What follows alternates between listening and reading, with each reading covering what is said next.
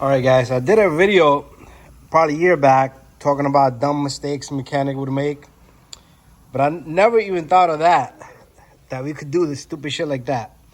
But if you take a look at the pad inside, it's pretty good, but the pad outside, they put this thing backward.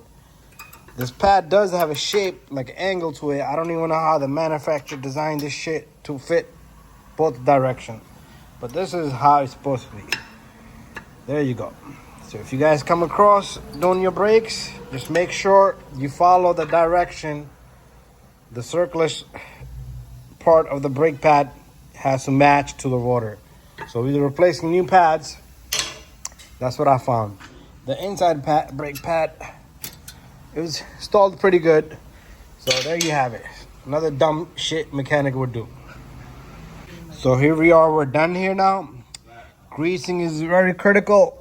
So make sure you grease just a tiny bit amount. You don't need a whole lot. So do the job right and do it correct.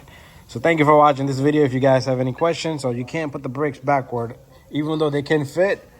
Some cars won't fit, but that was just something I never seen and never expected. Anyways, greasing below this hardware, on top, brake pad has to meet, and it has to be nice and free if you want to do your brake pads properly. And that's it.